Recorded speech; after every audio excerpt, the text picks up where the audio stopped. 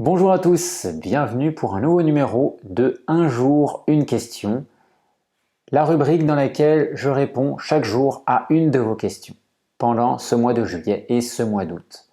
Alors aujourd'hui, je vous parle d'intestin. La question est, j'aimerais savoir s'il est possible de soigner les diverticules.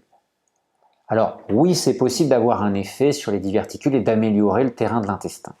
Mais il est important de comprendre ce qu'est le diverticule, pourquoi il apparaît, pour comprendre comment on va pouvoir agir dessus. Le diverticule, il apparaît sur le gros intestin. On parle souvent d'une maladie ou d'un trouble plus précisément lié au vieillissement.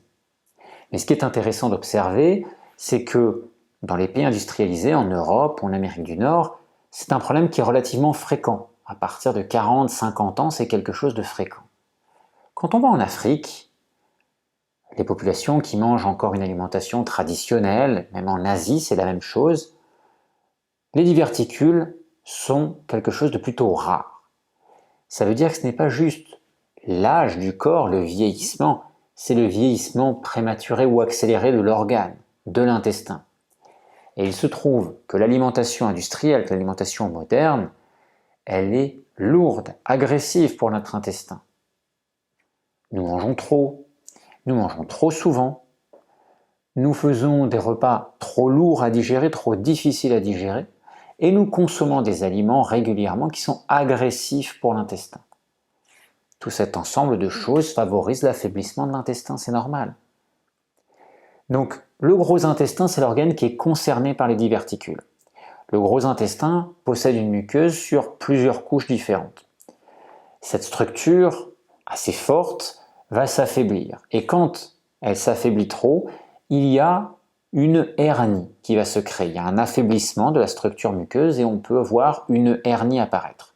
La hernie, ça va être une sorte de poche, et cette poche, c'est le diverticule.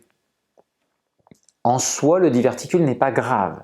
Il nous donne simplement l'information que l'intestin est affaibli, que l'intestin est fragilisé. Mais c'est tout. Ce n'est pas grave en soi. Par contre, quand ça perdure et que des matières stagnent dans cette poche, il peut y avoir de l'inflammation qui va apparaître. Et cette inflammation, elle est beaucoup plus problématique. Elle peut être gênante, douloureuse, et surtout elle peut s'étendre au-delà de cette zone de diverticulite.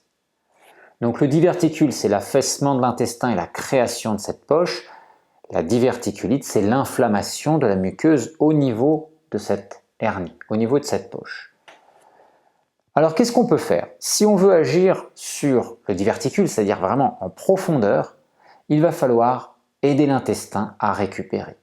Et pour aider l'intestin à récupérer en profondeur, restriction alimentaire poussée, diète jeûne, donc diète à base de fruits et légumes par exemple, ou une diète liquide avec des jus si on préfère.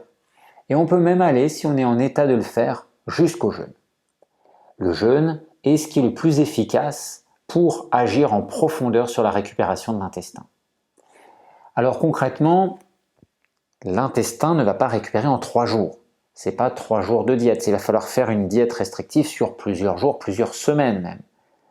Pour le jeûne, c'est pareil, il va falloir faire un jeûne assez long, voire plusieurs jeûnes d'affilée si on ne peut pas faire un jeûne assez long. Donc on va répéter des jeûnes qui sont de 5-7 jours par exemple, plusieurs fois dans l'année, pour avoir une action en profondeur.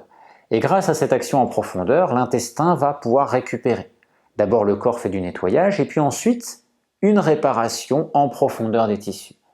Et donc à ce moment-là, on peut voir un état de diverticule se résorber. Si on est au stade où le diverticule n'arrive pas à être résorbé et qu'il y a même une diverticulite d'installer, l'objectif, ça va être de calmer l'inflammation, de sortir de cette diverticulite et de maintenir un état favorable pour éviter que l'intestin ne s'affaiblisse un peu plus. Alors, qu'est-ce qu'on va faire? On va pouvoir agir sur l'alimentation. Tout d'abord, le choix des aliments, réduire les aliments qui sont trop inflammatoires. Le sucre, les céréales, les produits laitiers par exemple, favoriser une meilleure digestion avec les combinaisons alimentaires, je vous en parle assez souvent pour mieux digérer. Mais également, on peut agir sur les fibres alimentaires. Il y a deux types de fibres, des fibres solubles qui vont nourrir principalement les bactéries de notre intestin, qui vont aider aussi le transit de manière douce sur la muqueuse en formant une sorte de gel, et les fibres insolubles qui, elles, nourrissent moins les bactéries, puisque moins de bactéries vont se nourrir avec ces fibres-là dans notre intestin, et ces fibres sont plus dures, plus agressives sur la muqueuse. Donc on peut réduire les fibres insolubles et augmenter les fibres solubles. Et on peut également favoriser le transit grâce à l'alimentation, mais aussi avec l'activité physique ou encore avec le massage. Ce sont des moyens de favoriser l'évacuation, et si l'évacuation se fait mieux, il y a moins de matière qui stagne, donc moins de risque d'aller vers cette inflammation au niveau du diverticule.